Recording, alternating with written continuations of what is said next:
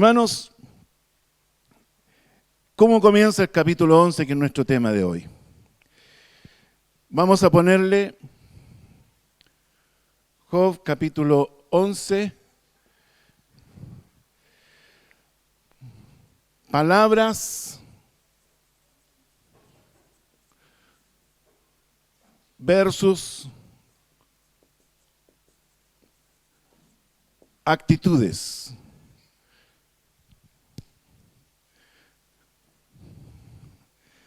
Una de las cosas más difíciles del tema, o sea, del capítulo, es darle un título. Pero es clave, hermanos, es clave ver esto. Palabras versus actitudes. Aquí entra en acción un amigo de Job. Yo creo que eres un buen amigo, ¿sí? Yo creo que Zofar, ¿cierto?, es un amigo verdadero de Job. Él estuvo con Job, vino a verlo, vino a, entre comillas, consolarlo. Él rasgó sus vestiduras, ¿cierto?, por Job, por la situación en que estaba Job. Con solo verlo se impresiona tanto que enmudece por varios días sin poder decirle nada. Pero ahora Zofar toma la palabra.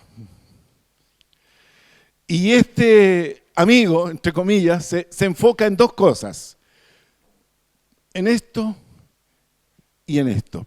Palabras versus actitudes. Las palabras son el medio que nosotros tenemos para comunicarnos. Venía escuchando ahora, gracias a la vida, que dice, me dio, ¿cierto?, palabras, ¿cierto?, que pienso y declaro. Me dio las palabras que pienso y declaro. Es decir, Dios nos dio la capacidad intelectual de construir nuestro idioma, ¿cierto?, de expresarlo, de construir frases, oraciones, pensamientos y luego entregarlos en un lenguaje articulado, comprensible para otra persona. El lenguaje oral es, o sea, la expresión, la comunicación oral es mucho más antigua que la comunicación escrita.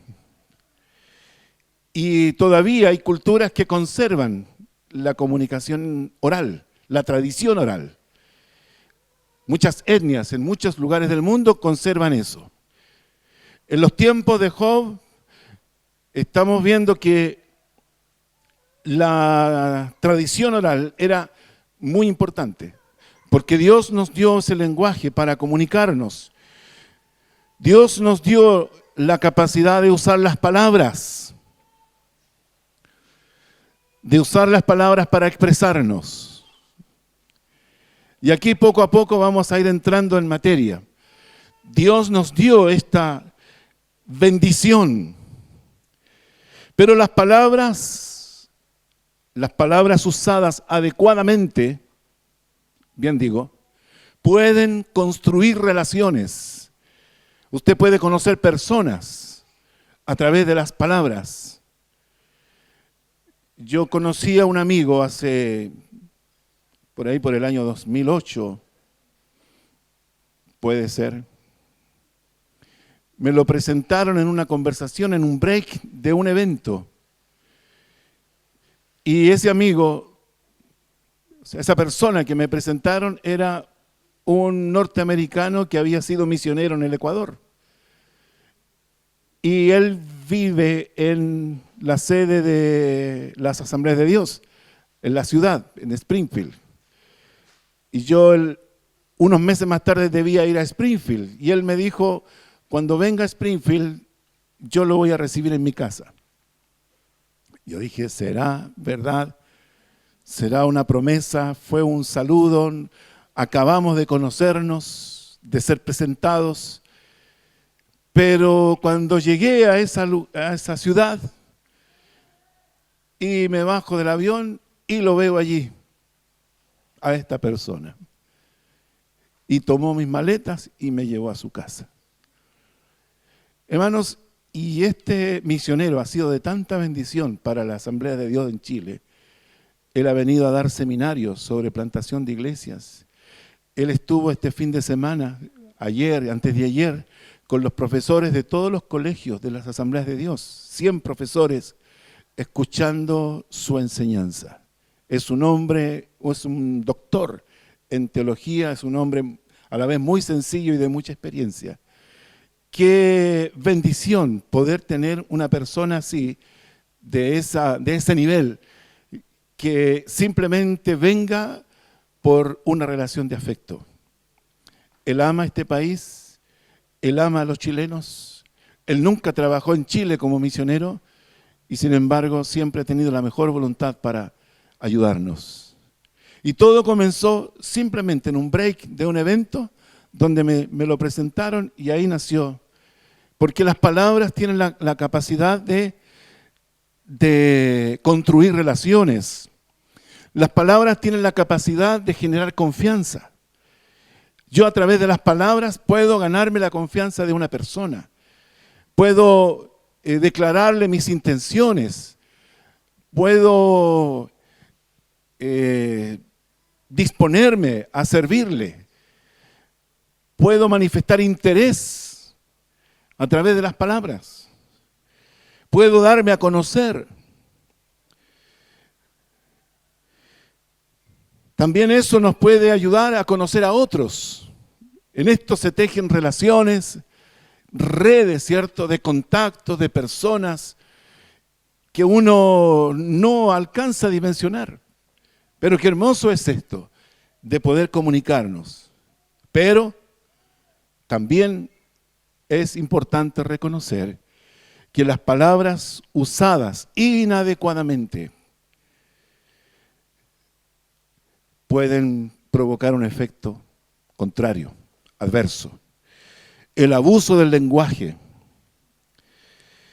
el discurso largo, que parece que fue lo que le pasó a Zofar, el discurso largo para hacer una apología de nuestra situación. El discurso largo para defendernos o de justificarnos de lo que estamos pasando. Hay gente que es muy hábil en eso. También el abuso de la facilidad del discurso, el abuso de la facilidad para hablar, la elocuencia. Wow. Hay gente que es muy hábil en esto y lo usa. Generalmente los que se dedican a las ventas, ¿cierto?, los vendedores, son personas que saben captar, tienen una psicología muy especial y saben argumentar, saben generar confianza, saben simpatizar, saben caer bien. Pero aquellos que son un poquito más observadores se dan cuenta de que esto es una técnica que esta persona ha desarrollado para lograr el objetivo, venderle a usted algo. Wow. ¿Le ha pasado? ¿Ha conocido? Bueno, es una ilustración, no tengo nada en contra de los vendedores. Sé que hay vendedores honestos, sé que hay vendedores serios, formales, sé que hay vendedores que no necesitan abusar del lenguaje para ofrecerle a usted algo que a usted le convenga y a él también. Pero hay gente que abusa de esto. Como que desarrollaron esta habilidad.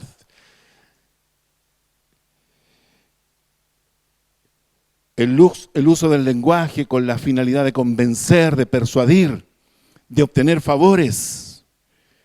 Eso usted lo puede ver, ¿cierto? En las asambleas, ¿cierto? En los sindicatos. No quiero seguir. Pero pasa. Los señores políticos, ¿cierto? Cómo este país, ¿cierto?, ha sido afectado por esta crisis de crédito del mundo político. Buen discurso, pero poca consistencia, poca gestión. su lucro personal, sus intereses personales están por sobre las necesidades de las personas y se hacen llamar servidores públicos. Wow. Tampoco me quiero meter en ese tema. Pero yo no sé si usted de repente ha quedado como enfermo, como, a ver, mire, le voy a decir las expresiones para que usted pueda asociarlo. Con esta persona yo no hablo. ¿Ha escuchado así? ¿Se ha visto usted en esa situación de decir yo con esta persona no hablo? O hablo lo mínimo. O no me atrevo a discutir con él. No me atrevo a discutir porque sé que esa persona tiene la gran habilidad de convencer, de embaucar, de envolver con sus palabras, aunque esa persona esté absolutamente equivocada, pero por la capacidad que él tiene de argumentar, y yo en esa limitación de no poder decir realmente las cosas como debo decirlas, al final en la balanza, el que no tiene la razón, por el hablar mucho, sí, obtiene eso, que se le otorgue es la razón como si hubiese estado en la verdad. Hay gente que dice, es terrible. Wow. Expresiones como estas ilustran el efecto negativo del uso del lenguaje. No sé si usted está de acuerdo conmigo. Hasta aquí vamos bien, ¿cierto? Aleluya. Bien. Las expresiones como esta ilustran el uso negativo, el efecto negativo del uso del lenguaje, ya que provocan un efecto adverso. Provocan un efecto contrario. Tal vez muchas veces logró el objetivo, pero ya también muchos se dieron cuenta de la estrategia que usaba esta persona para inclinar la balanza a su favor por la cantidad de palabras que usaba.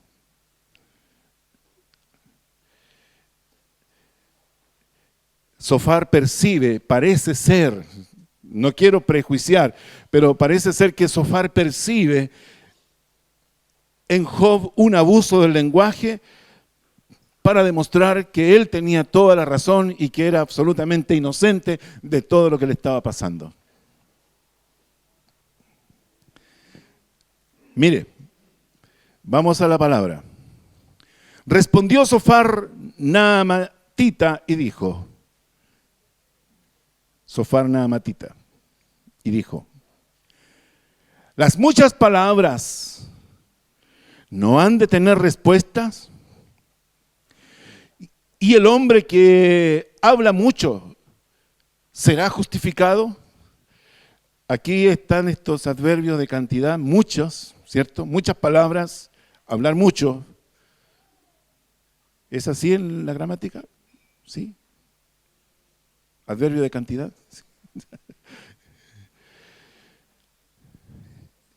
¿Qué está diciendo él? Sofar tiene un concepto estricto, tal vez duro, poco compasivo.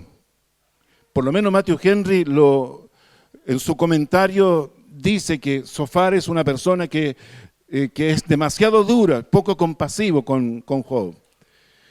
Sofar tiene una reacción adversa con Job porque piensa que su situación tan dramática es opacada por el abuso de las palabras y del lenguaje.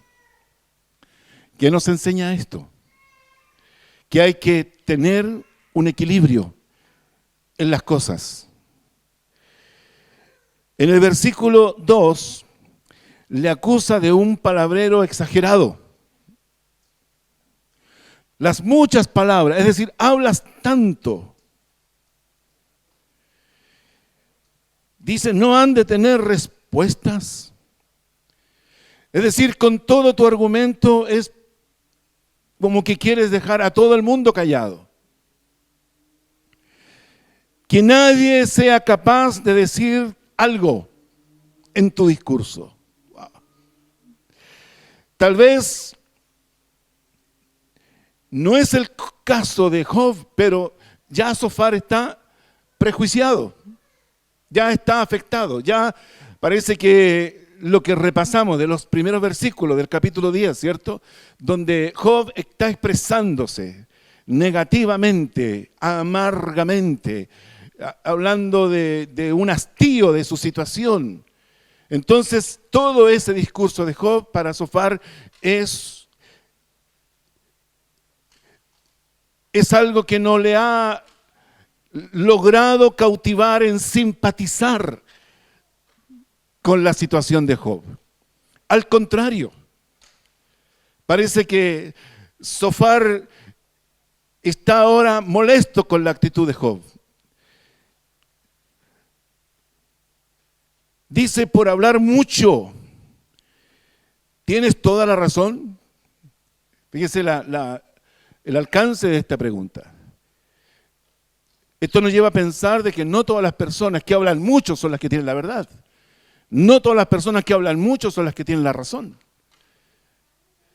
Tiene que haber un equilibrio en la forma de decirlo. ¿Cuánto contenido tienen los discursos? Yo no sé si usted ha puesto atención, a veces uno escucha un discurso y empieza a analizar el contenido.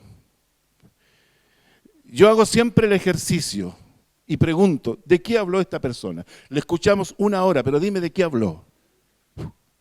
¿Habló bonito? ¿Habló harto? ¿Dijo de todo, pero contenido? Nada. Y eso cansa. Eso, lamentablemente, eso satura. Hermanos, para nosotros, entonces, una lección que debemos aprender de esto es saber expresar claramente lo que nos pasa. Saber decirlo en pocas palabras. Saber ser sintéticos. Saber ser abreviados. Resumir. Es importante. Cuando usted tiene una herida a la vista de otros, no necesita hablar tanto para que se den cuenta del sufrimiento que usted tiene. Pero si usted habla mucho, puede ser que su herida sea cuestionada, ¿cierto? Puede ser que no se le dimensione realmente todo su sufrimiento. Qué importante es, hermanos. Yo creo que Dios tiene el control de todas las cosas. Yo creo que los que aman a Dios, todas las cosas le ayudan a bien. Por lo tanto, un hijo de Dios no necesita recargar de tanta palabra, de tanto discurso, la situación que nosotros vivimos. Porque Dios la conoce.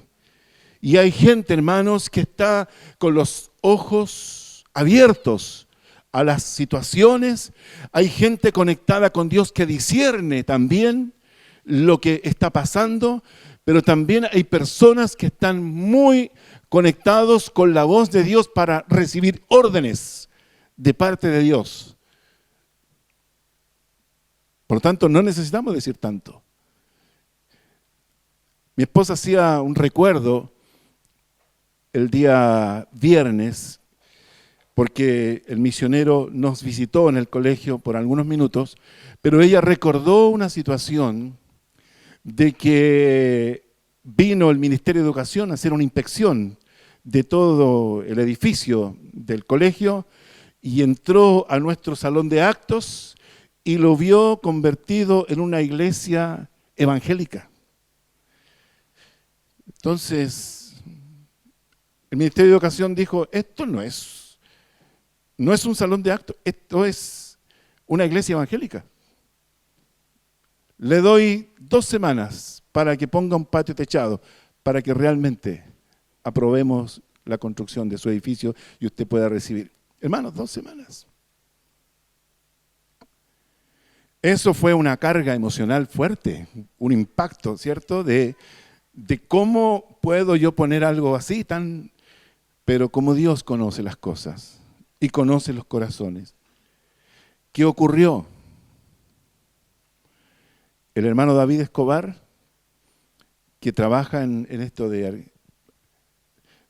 estructuras metálicas, le contamos un poquito y dijo: pastora, me acaban de pagar un trabajo con un galpón, úselo.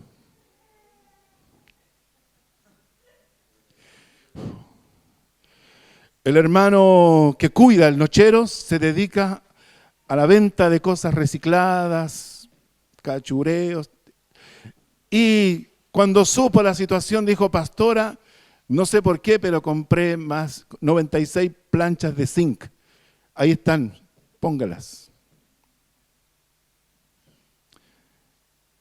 El pastor Renato de Rancagua llamó esa misma semana por teléfono y dijo: pastora María, te estoy llamando porque Dios me dijo que tú tenías una gran necesidad y yo quiero hacerte un préstamo de 2,5 millones, después vemos cómo lo pagas. Hermanos, y con eso se armó el asunto y en las 2 semanas vino nuevamente la inspectora y se encontró con un galpón, patio techado. ¿No? En el patio, anexo a la biblioteca. Entonces, hermanos, no necesitamos hablar tanto de lo que nos está pasando. Debemos ser sintéticos, acotados.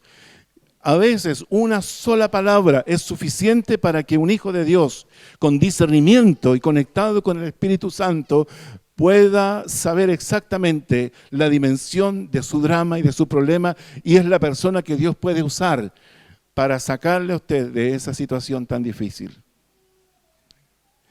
Esa es la queja que tiene Sofar contra Job y esto es lo que a nosotros nos enseña. Saber sintetizar, abreviar, acotar. Porque a veces es verdad que se está pasando por cosas difíciles, pero el abuso del lenguaje provoca una reacción adversa. Sabemos decir lo suficiente y solo agregar cuando se nos consulta. Oye, es difícil, ¿eh? Solo agregar, solo complementar cuando hay consulta. Mire, use esto. Cuando usted tiene un problema y tiene la oportunidad de contar su problema, sea acotado. Si esa persona le hace una consulta, significa que tiene interés en lo que a usted le está pasando. Si no le hace ninguna consulta, deje la conversación hasta allí. Dios le dirigirá, Dios le enviará, Dios hará, ¿cierto?, lo que usted menos espera en su situación.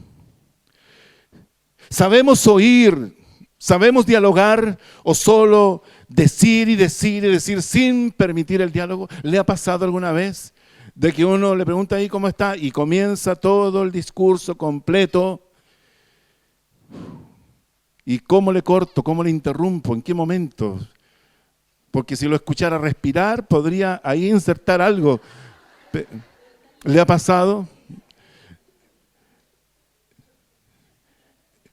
Hermanos,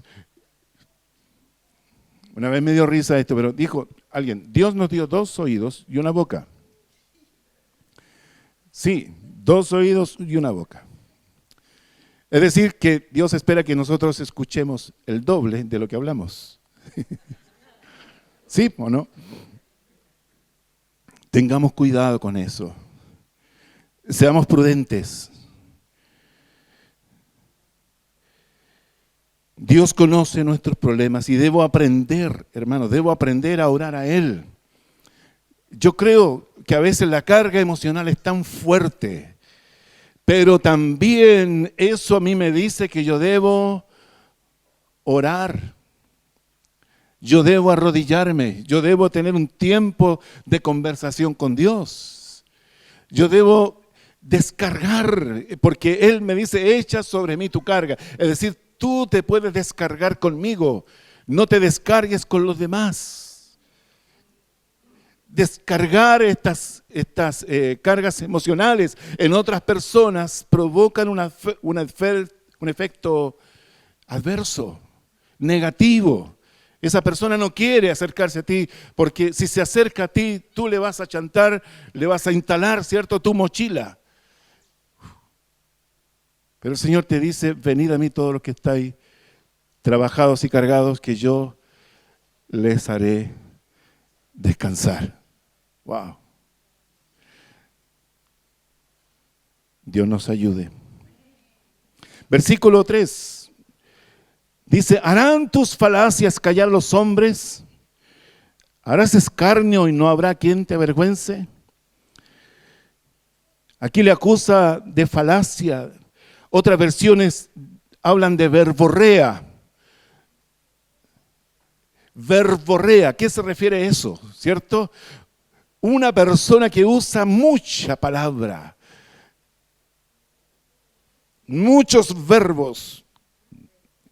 Dejar callado a todos, que enmudezcan con la situación. En ese capítulo 10 que recordábamos, poco a poco Job comienza a usar un lenguaje más amargo, más resentido con Dios.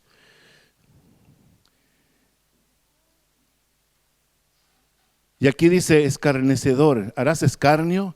Otras versiones interpretan de que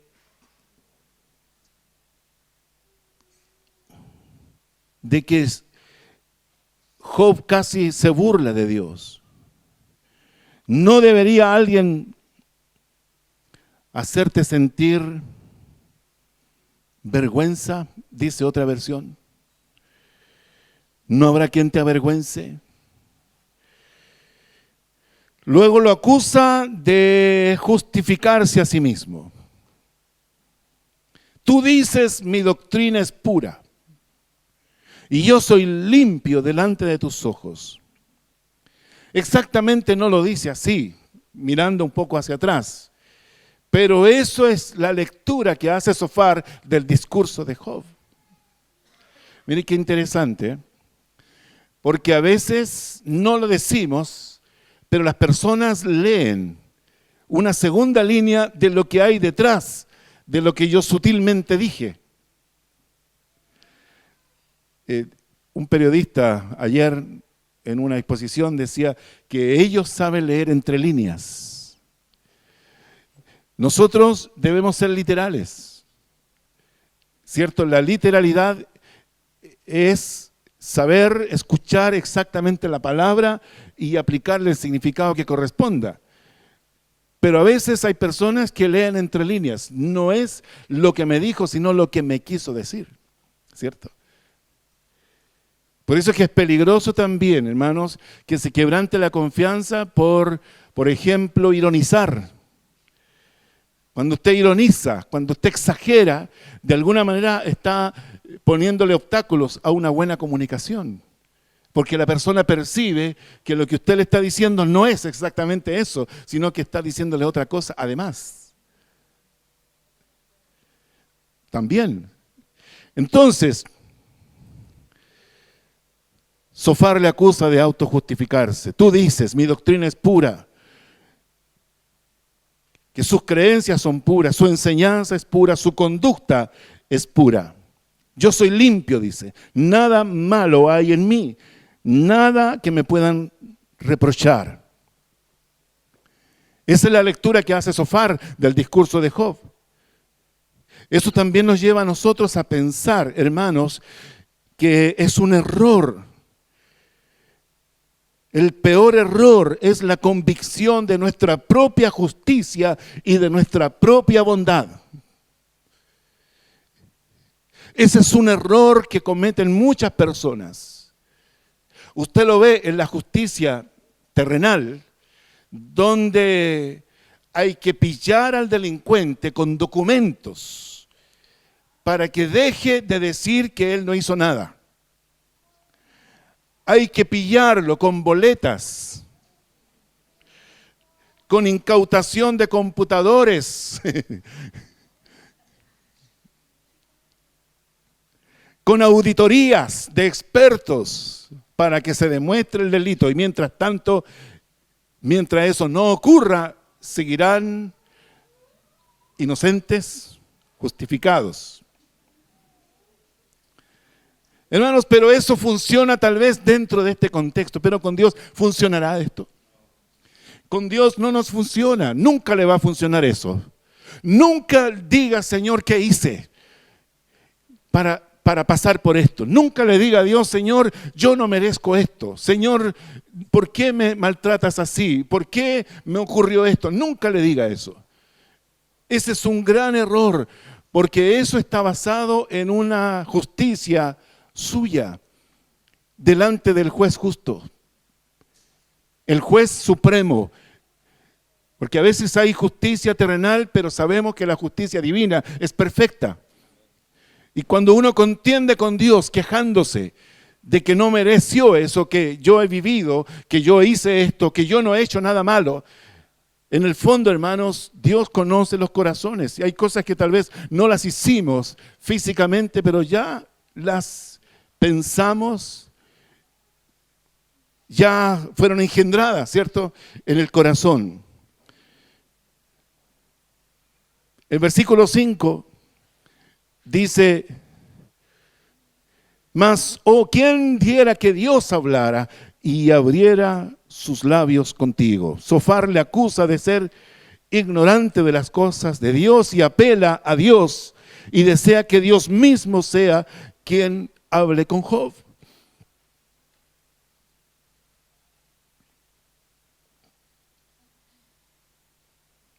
¿Cómo nos gustaría que a veces Dios nos hablara? Hermanos, creo que la palabra de Dios es suficiente. Y Dios en su gracia y misericordia puede también hablarnos. Puede hacernos recapacitar. Puede aterrizarnos. O más exactamente puede ubicarnos exactamente quiénes somos delante de Él. El creador del universo. En el capítulo 9 hablaba de las constelaciones, ¿cierto? De Orión, de la Osa Mayor, de la Osa Menor, ¿cierto? Y todo eso. Los científicos hoy día se han dado cuenta que el universo sigue creciendo, sigue extendiéndose. Es decir, Dios sigue su proceso creativo. Él, el Señor, el Dios Todopoderoso, más grande que todo el universo, comparado conmigo, comparado con nosotros. ¿Quiénes somos? En el versículo 6,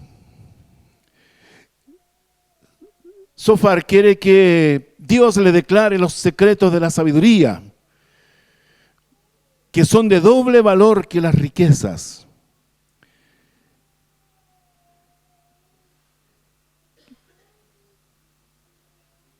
Dice: conocerías entonces que Dios te ha castigado menos de lo que tu iniquidad merece. Qué tremendo.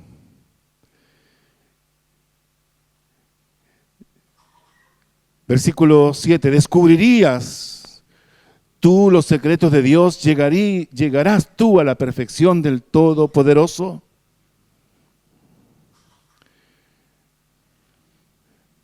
Esa pregunta no tiene ninguna respuesta de parte nuestra.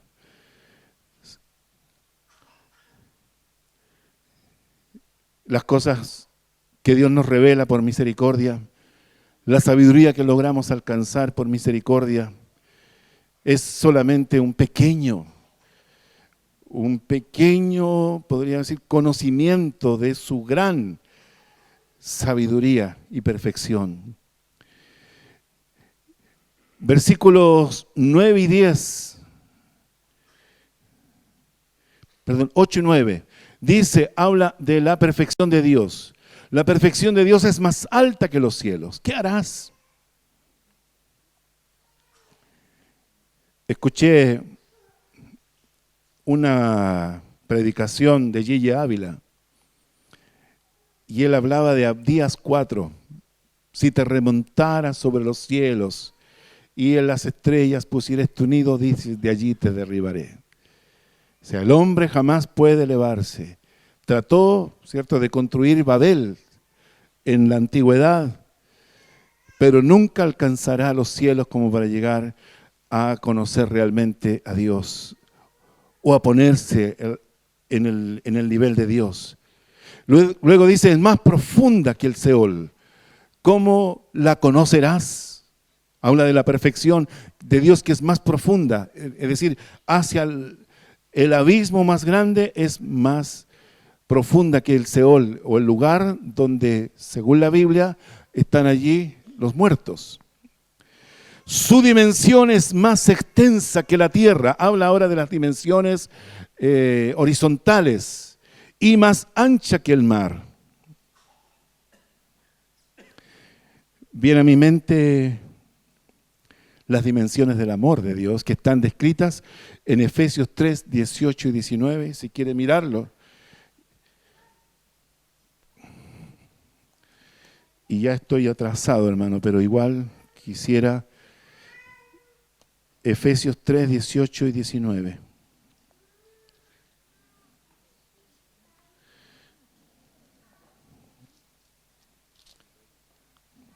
Dice, seáis plenamente capaces de comprender con todos los santos cuál sea la anchura, la longitud, la profundidad y la altura, y de conocer el amor de Cristo, que excede todo conocimiento, para que seáis llenos de toda la plenitud de Dios. Aquí Sofar está hablando acerca de las dimensiones de Dios y de su perfección. En el Nuevo Testamento se nos habla de las dimensiones de Dios en su amor. Seguimos, versículo 10. Si Él pasa y aprisiona y llama a juicio, ¿quién podrá contrarrestarlo? Si Dios interviene, si Dios hace justicia, ¿quién podrá resistir, oponerse? Mostraban por la televisión que habían salido en libertad estos hombres poderosos que estaban detenidos en la cárcel Capitán Llaver, pero ahora tienen arresto domiciliario. ¿Qué gestiones hubieron allí? ¿Qué recursos? ¿Qué argumentos? Pero si Dios lo hace, ¿quién podrá presentarle a él una apelación o podrá pagar una fianza? Después dice, porque Él conoce a los hombres vanos, ve a sí mismo la iniquidad y no hará caso. O sea, Dios conoce la vanidad del hombre y ve a sí mismo la iniquidad o la maldad de él. ¿Y Dios acaso no podrá intervenir? Dice, el hombre vano, el 12, se hará entendido cuando un pollino de asna montés nazca hombre. Ese es un texto un poco difícil, según los exégetas, de interpretar, pero en el fondo el concepto es que un asno nazca, que de un asno nazca un hombre. Es nula la posibilidad.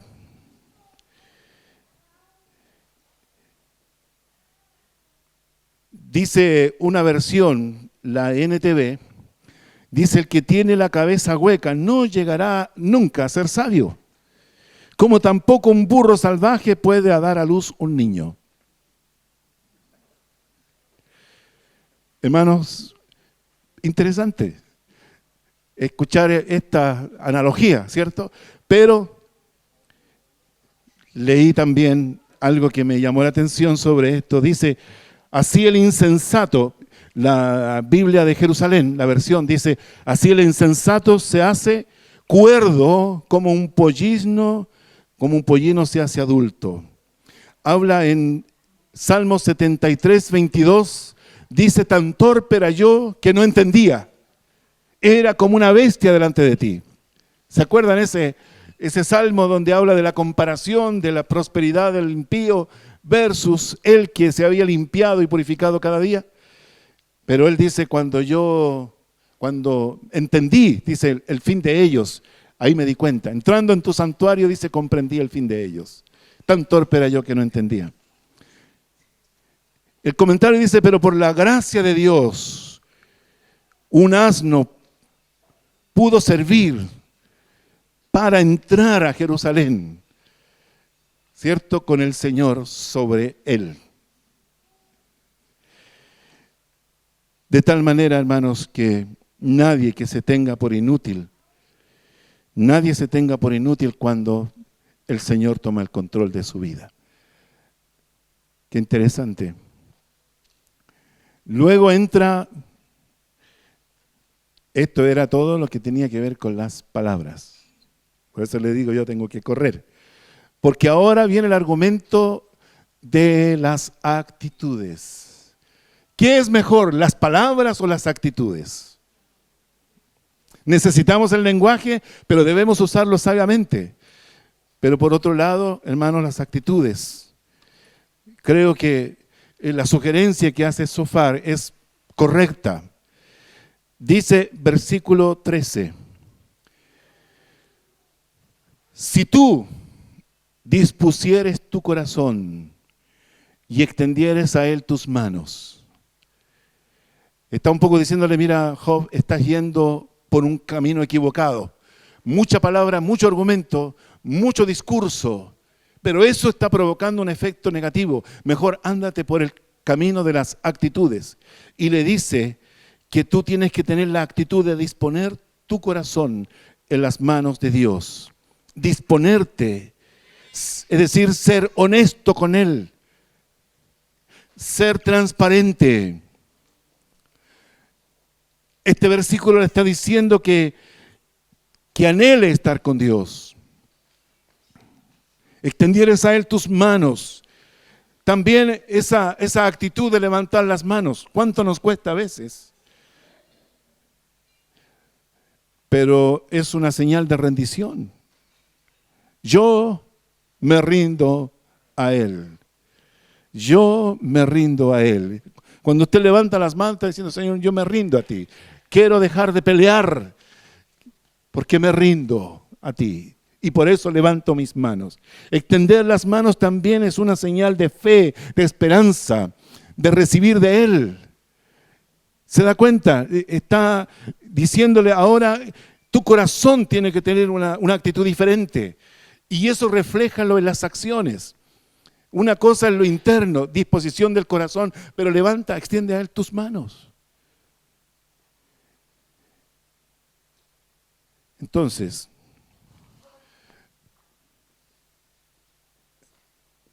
disponer el corazón. Este es el 13. El 14. Si alguna iniquidad hubiera en tu mano. ¿Qué dice? Y la echaras de ti.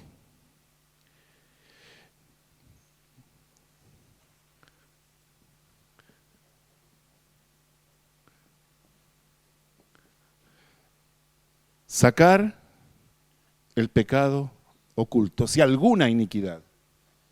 Uno dice: no, yo estoy limpio, yo me he portado bien, yo he hecho lo correcto. Pero resulta que nuestra memoria a veces es de muy corto plazo. Y algo tiene que ocurrir para que se active, ¿cierto?, en nuestra memoria y recordar cosas. Entonces, lo segundo que le pide, que cambie de actitud, disponer el corazón y sacar el pecado oculto. Porque, hermanos, Dios quiere quitar las cosas que te han robado la bendición. eso. El tiempo no borrará, no quedará olvidado el pecado. Consecuencias de pecado son enfermedad, son aflicción de espíritu. Y Dios quiere que tú seas santo. Si alguna iniquidad hubiera en tu mano y la echara de ti, no consintieres que more en tu casa la injusticia. ¿Qué control yo tengo de lo que ocurre en mi hogar? ¿Cuál es la autoridad que yo tengo allí para que no ocurra esto? Solamente dos cosas. Disponer el corazón, sacar el pecado oculto, tanto el personal como también lo que ocurra en el control de mi familia. Y eso lo lleva a tener bendiciones. Eso es lo que le propone Sofar. Fíjese lo que dice, versículo 15. Entonces levantarás tu rostro limpio de mancha. Una promesa.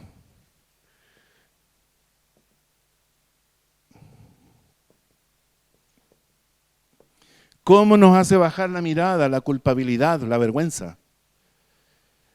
Yo no sé si a usted le pasa. Yo a un hombre pecador lo puedo mirar de frente, pero a un hombre santo, wow, ¿cierto? Ahí ya...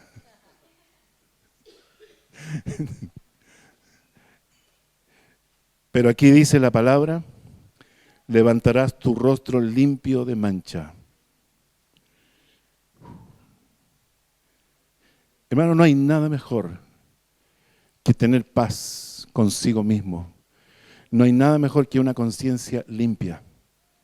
No hay nada mejor de sentirnos a cuentas con Dios, conmigo mismo y con mis semejantes. Lo segundo, dice, levantarás tu rostro. Número 2, serás fuerte.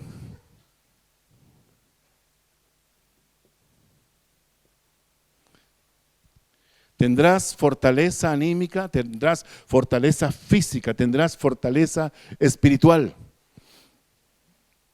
Qué bueno es cuando uno percibe una persona que está firme en las cosas de Dios. Qué bueno es saber que podemos apoyarnos en esa persona. O que sabemos que esa persona, pase lo que pase, ahí está de pie. Serás fuerte. Hermanos, un trastabilleo, la casa del jabonero, como dicen, ¿cierto? Gente que se cae, débil, cualquier cosa lo hace caer. El enemigo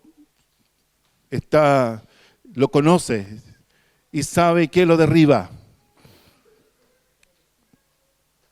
Predecible. Serás fuerte. Perdón. Tercero, nada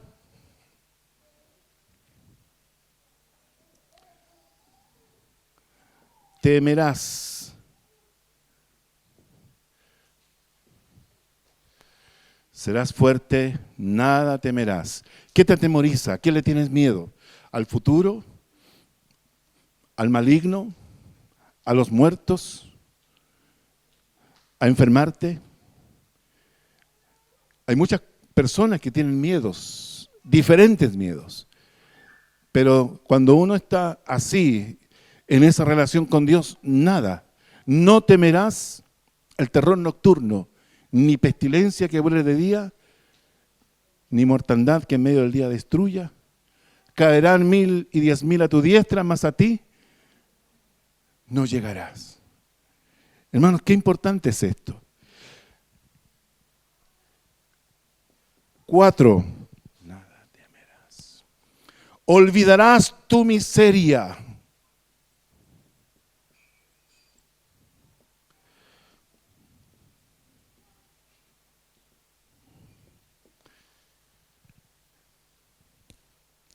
Porque yo fui pobre y siempre tuve un miedo inconcebible a la pobreza. ¿Han escuchado eso?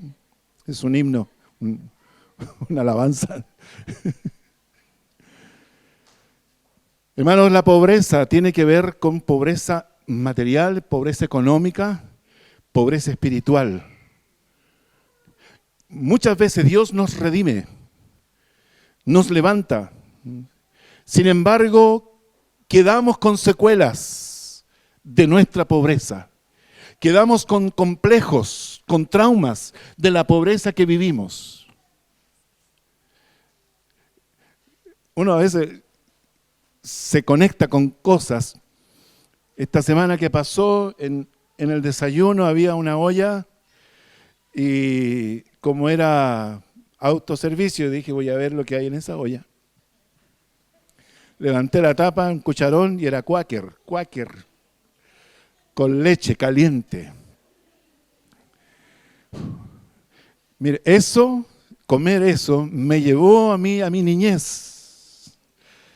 De recordar cuando no había pan, no había comida, no había nada, y había un poco de Quaker, y yo en 3 tiempos, hermanos, me acordé de mi pobreza.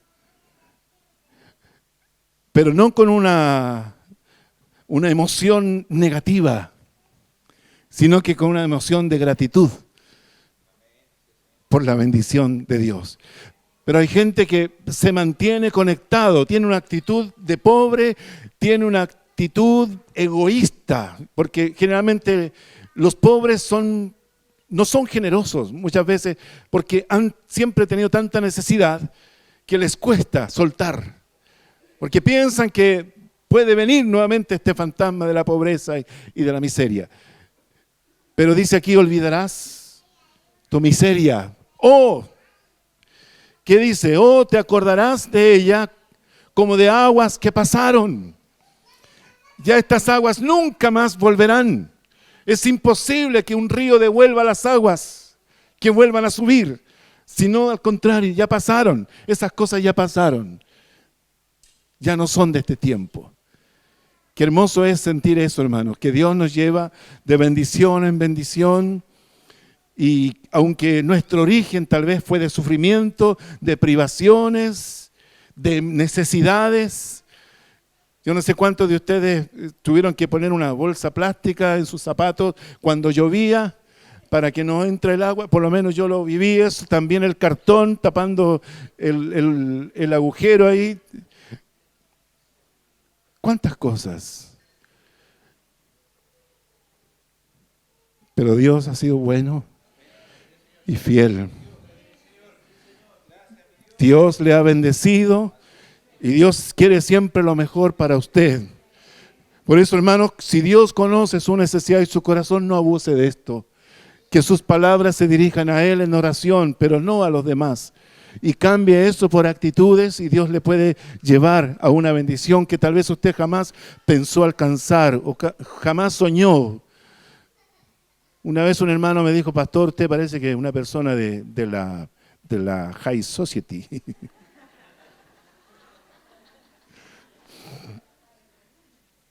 Yo le dije, hermano,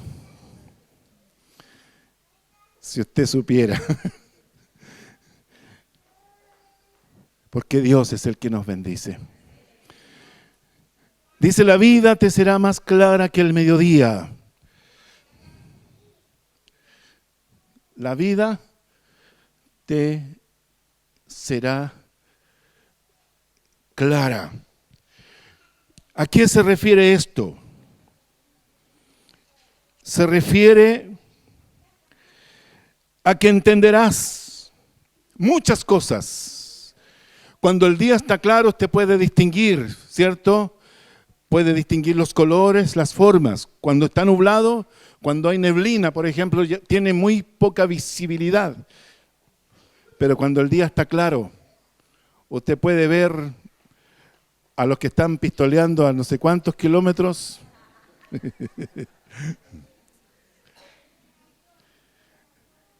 Usted puede ver la vida desde otro punto de vista. Sabe de dónde viene, sabe dónde está y sabe para dónde va. Tiene un rumbo definido en su vida. Y ese rumbo es la voluntad de Dios, el propósito de Dios, el plan de Dios. También dice, aunque oscureciere, será como la mañana, aunque se nuble para otros, pero tú tendrás la claridad para ver y entender las situaciones, para discernir situaciones.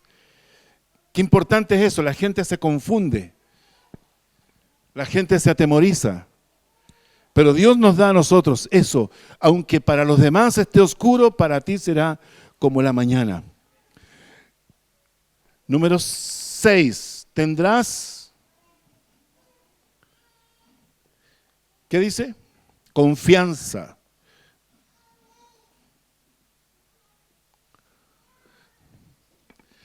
Tendrás confianza. Es decir, tendrás una fe activa. Podrás confiar en que Dios está contigo. Podrás confiar en que Dios te defiende. Podrás confiar en que Dios te va a sacar de cualquier situación. Podrás confiar de que Dios no pierde el control de lo que te pueda ocurrir. Tendrás confianza porque hay esperanza. Mirarás alrededor y dormirás seguro. Número 7, entonces, dormirás.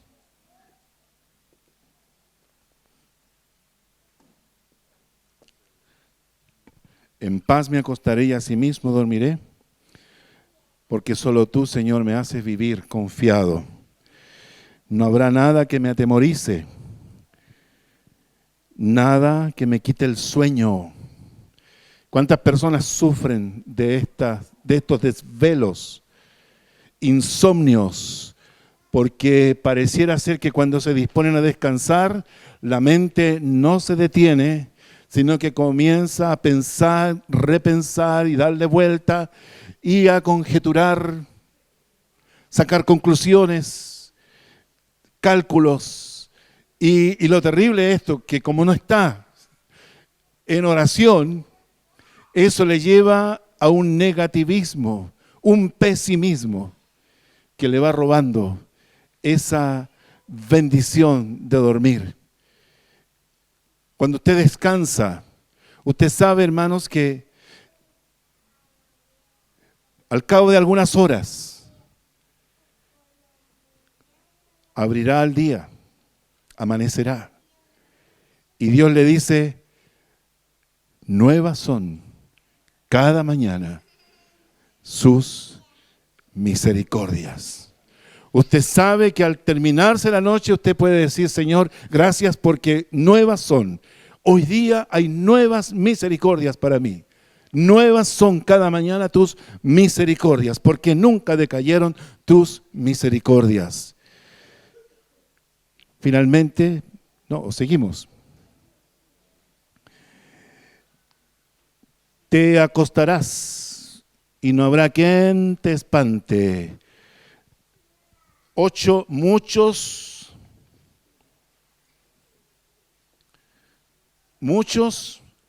suplicarán tu favor.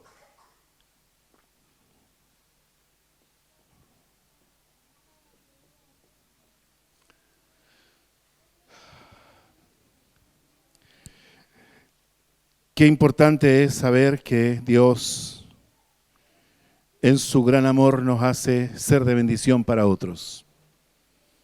Qué lindo es sentirnos útiles para nuestros semejantes, para nuestra familia, para nuestros hermanos en la fe.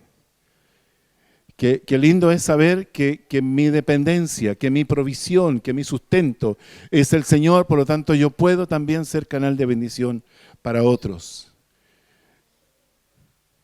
Qué bueno es saber que Dios me quiere usar en favor de otros.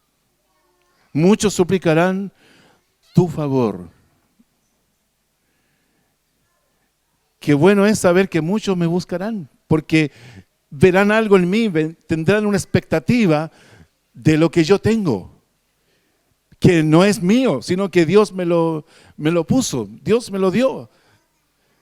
Qué bueno es saber que muchos, es decir, mi relación con Dios puede ser de bendición para muchos.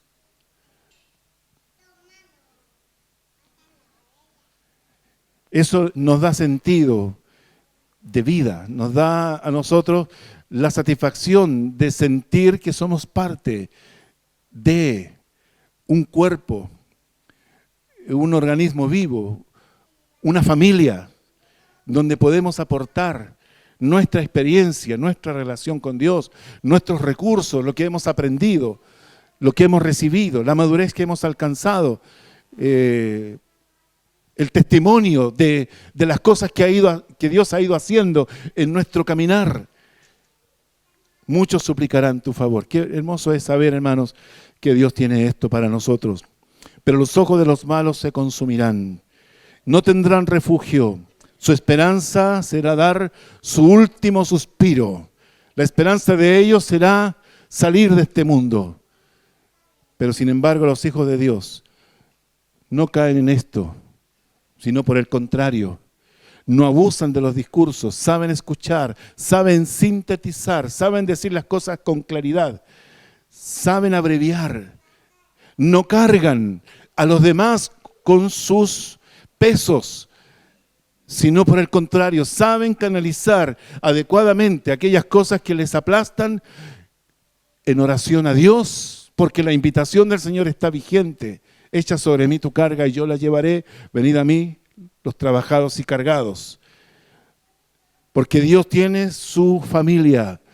Dios sabe quién puede sacarte de eso. Dios puede poner a alguien que tú ni siquiera conoces, puede ponerlo cerca tuyo para ayudarte.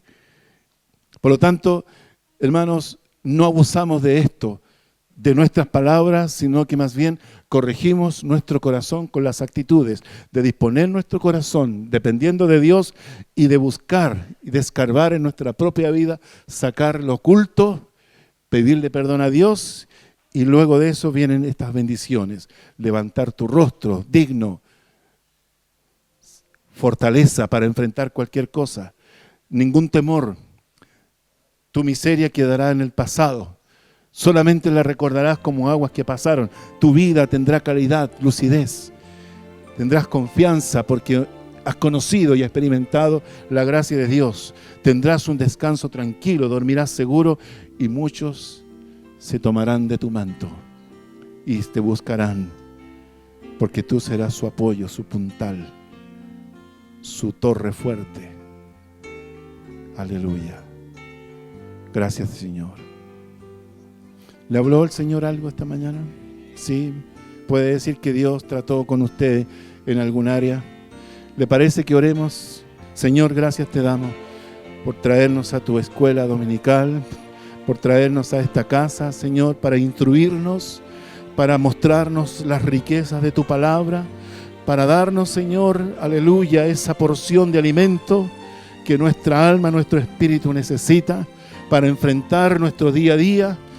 Muchos de tus hijos, Señor, aquí están en el rigor de la prueba, están sufriendo alguna situación difícil, pero tú eres poderoso, Padre, para levantarlos, para sacarlos, para redimirlos, para rescatarlos de cualquier artimaña del maligno, de cualquier situación que ellos puedan estar viviendo. Padre, gracias por lo que nos has enseñado. Gracias, Señor, porque eres tú quien nos instruye para ser prudentes en nuestra forma de comunicar las cosas que nos pasan. Señor, gracias porque nos desafías a disponer nuestro corazón a ti. Disponerlo, Señor, en una intimidad contigo. Disponerlo en una honestidad, en una transparencia, en un anhelo de estar siempre en una linda relación contigo, Señor. De extender las manos hacia ti, de dependencia, manos de rendición, manos de gloria, manos de exaltación, manos que te glorifiquen, Señor. Manos, aleluya, que están aquí diciendo, aquí estamos, Señor, listos para recibir lo que tú tienes para nosotros. Gracias, Padre, por tu palabra en esta mañana.